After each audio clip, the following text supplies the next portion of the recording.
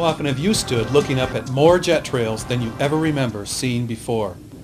Unlike normal contrails, which are usually short in length and short-lived, these thick white plumes linger for hours.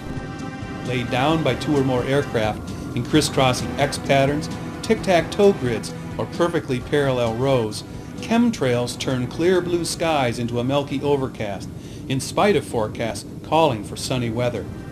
The U.S. military and other government agencies deny that anything unusual is happening. Federal aviation authorities insist that these are normal flight operations.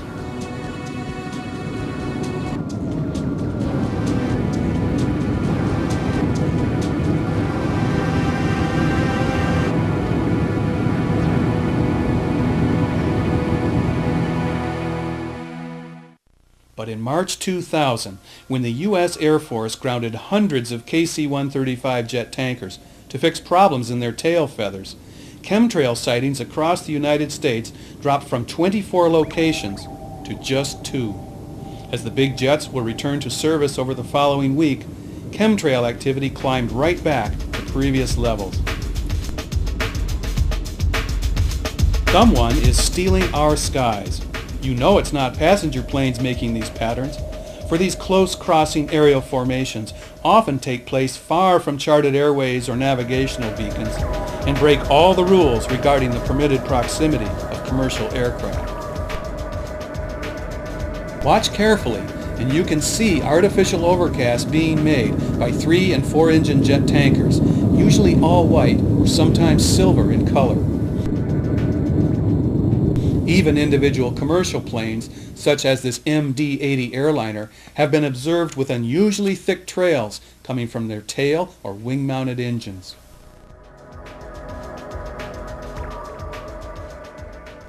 In a U.S. Air Force report on owning the weather, Weather Force specialists refer to these spraying operations as aerial obscuration. Contrails like this one usually form at high altitudes when the water vapor in hot engine exhausts momentarily condenses into wispy condensation trails. Though they can sometimes linger, according to the Air Force and Canadian aviation authorities, contrails usually vanish within a minute, like the wake behind a boat. Chemtrails are formed at lower altitudes and do not dissipate.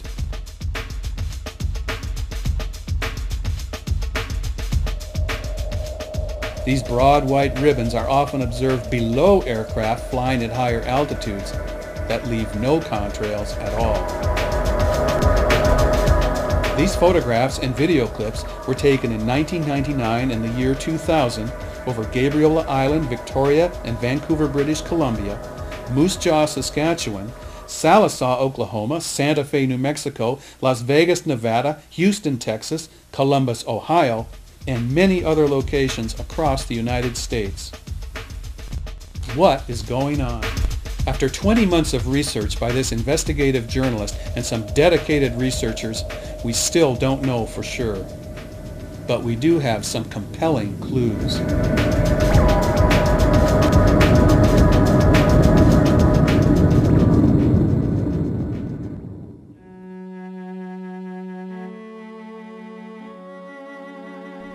A recommendation by the father of the H-bomb, a feasibility study by the Lawrence Livermore National Laboratory, and a patent held by Hughes Aerospace call for spraying clouds of aluminum oxide and other highly reflective metallic particles into the greenhouse gas layer between 24,000 and 42,000 feet. The intent is to reflect enough incoming sunlight to slow runaway global warming. When Edward Teller addressed an international seminar on planetary emergencies in 1998, the Earth's lowest temperatures had just been found to be heating up more than 2 degrees Fahrenheit per century. As Teller called for a planetary sunscreen, the strongest El Nino ever recorded saw swordfish beaching in Scotland.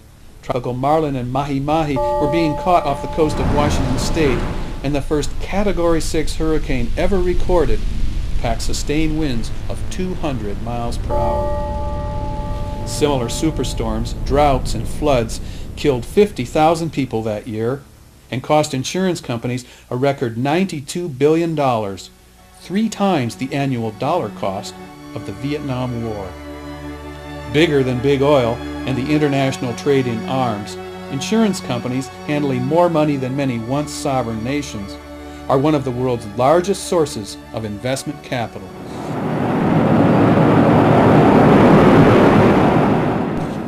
Reeling from catastrophic storm losses, up 1,500% over the previous decade, this powerful lobby pressed Ottawa, Washington, and Whitehall to turn down the heat on global warming. Rapidly rising rates of solar radiation were already sparking epidemics of skin cancers and cataracts across North America, while costing U.S. farmers more than $3 billion in crop losses every year. The choice was stark.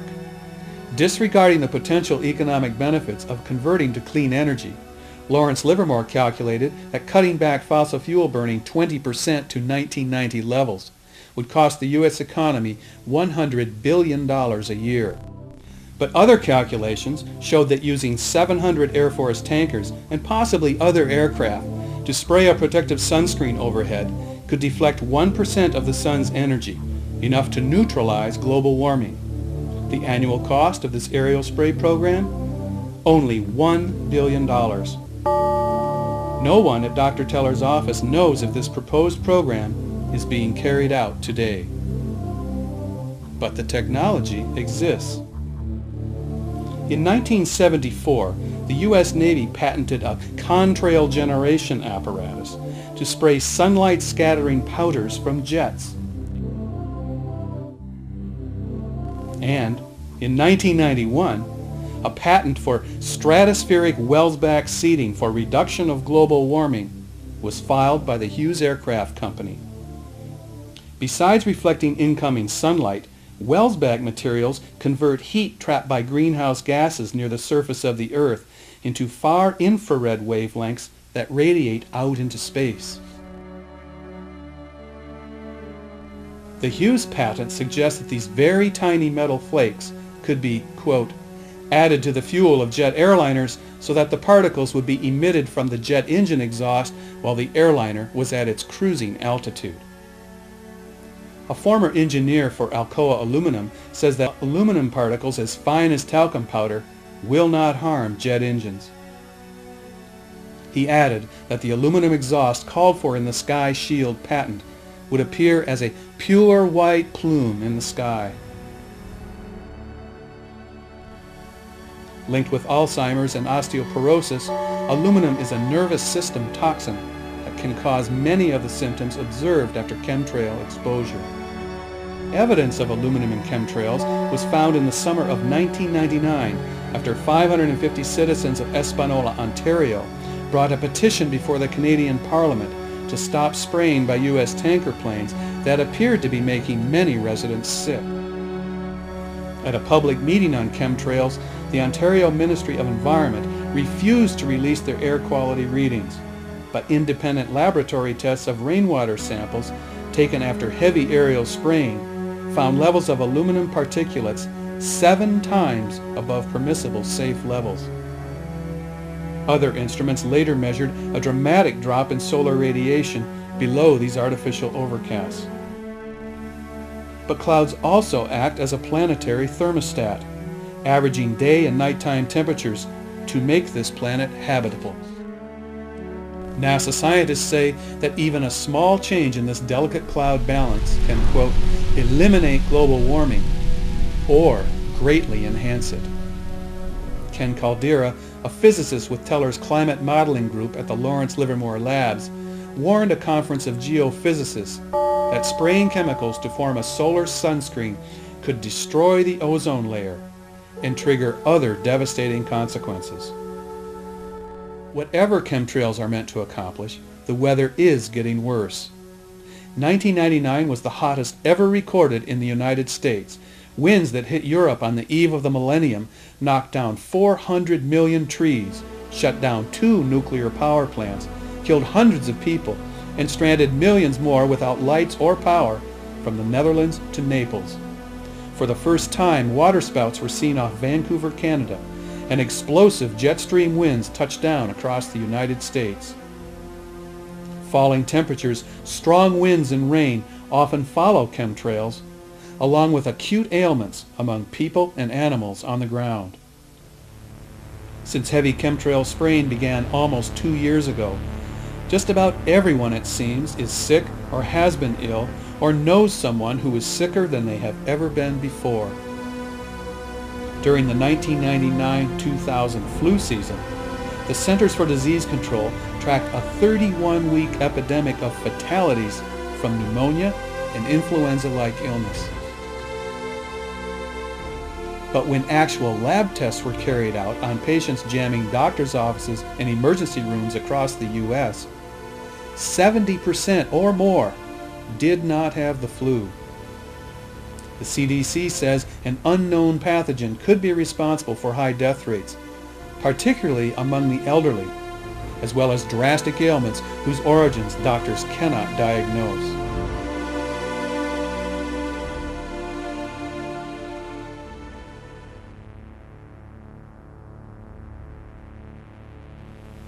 Thousands of eyewitnesses report sudden symptoms of joint pain, nosebleeds, severe headaches, twitching eyelids, upper respiratory distress, earaches, asthma attacks, gastrointestinal bloating and pain, inability to concentrate, extreme dizziness, fatigue, and memory loss, contracted immediately after heavy chemtrail spraying. Can this be coincidence?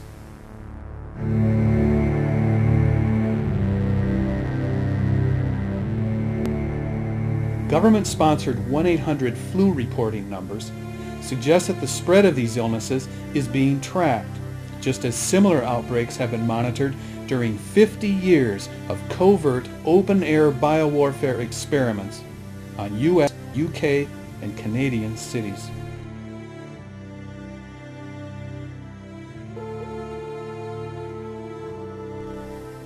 Though few people are aware of this fact, it has been legal to conduct chemical biological warfare tests on the American public for decades.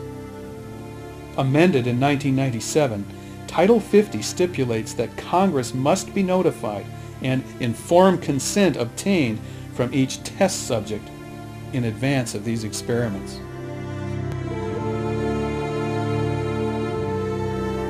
Chemtrails are not confined to North America. Eyewitnesses in at least 14 countries are reporting spray activity. During 3 weeks in the winter of 1998-99, the BBC reported refrigerator trucks being used as makeshift morgues to help handle 8,100 corpses, mostly elderly, who died suddenly from influenza-like illness.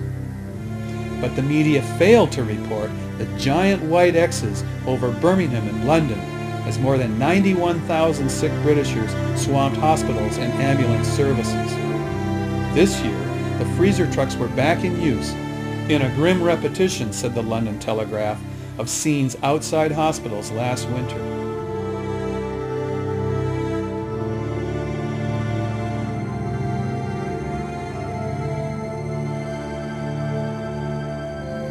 Once you accept that chemtrails are not contrails, the realization sinks in that the Earth and its inhabitants are being subjected to unprecedented experimentation without our knowledge or permission. In the face of official denials that anything suspicious is going on, the internet and radio airwaves are rife with anxious speculation. Some say the chemtrails are intended to kill us all. Other observers insist that the disorientation and lethargy resulting from chemtrail exposure is intended to make citizens compliant to the New World Order and enslave us all. Based on the evidence presented in this video, the producers believe that the most plausible explanation for this massive aerial spraying is a planet-wide, high-tech campaign against catastrophic climate change. If this is true, such a desperate Band-Aid solution disregards the fundamental causes of global warming in order to protect powerful financial interests by permitting pollution and profits as usual.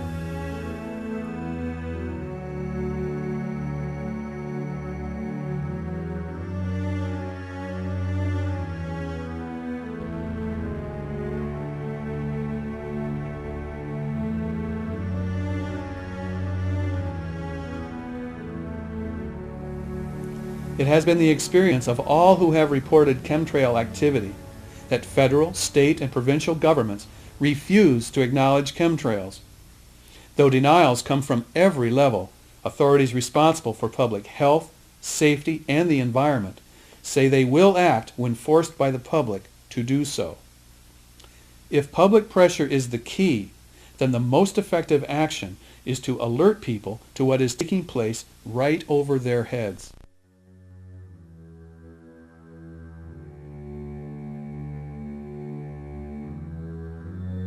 Take this tape or your own footage and chemtrail photos to your local television stations. Remember, cable producers are required to broadcast local content as public service announcements. Don't be afraid to speak out. You'll be surprised how many people are noticing the unusual proliferation of jet trails but don't know what they're seeing. When enough people learn that these puzzling plumes are really chemtrails, and that we are being sprayed with unknown substances without our informed consent, the message will spread, and our leaders will be compelled to respond to the concerns of citizens who have seen for themselves the mystery lines in the sky.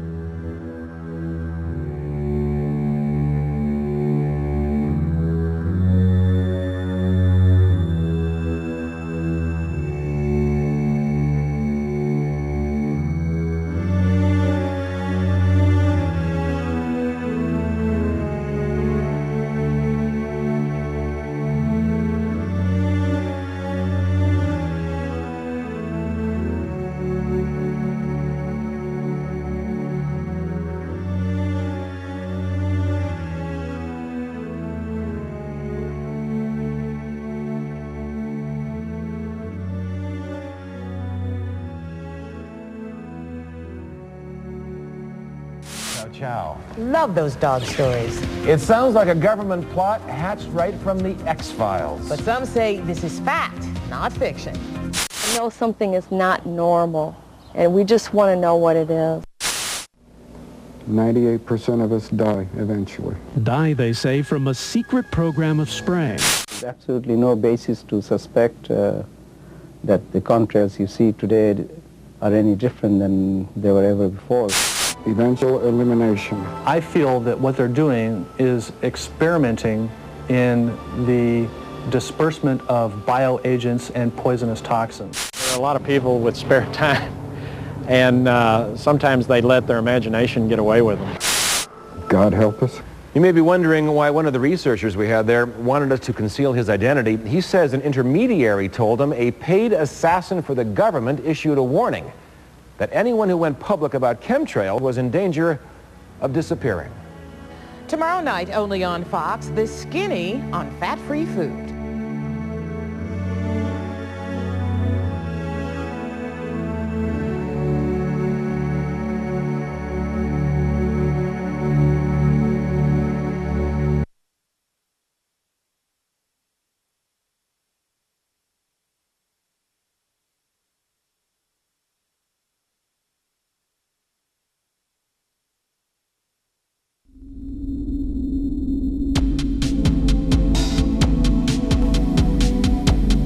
I first became aware of Will Thomas and his work in 1989, when my wife Sephora and I contributed a piece of street theater to a dioxin protest Will organized at a nearby pulp mill. We followed with interest his reports from Kuwait during the Gulf War, and were later deeply disturbed by the video he made documenting the oil spills and environmental destruction that was minimized by the mainstream press. Will's commitment to his work impressed me, and when he told me about chemtrails, I believed him. When my wife and I flew to England in September of 1999, I videotaped these trails from the airplane as we circled over London. I thought they might be the chemtrails Will was talking about. But all of this footage was shot purely as tourist video in Birmingham and then in London. I didn't notice the chemtrails while shooting or even while watching the video at home. Only after we began this Chemtrails video project did I really see what I had inadvertently shot in England. As an artist, I pay a lot of attention to the sky, having learned to paint clouds in considerable detail and complexity. So it came as a big surprise that I had been completely blind to what I was taping that day.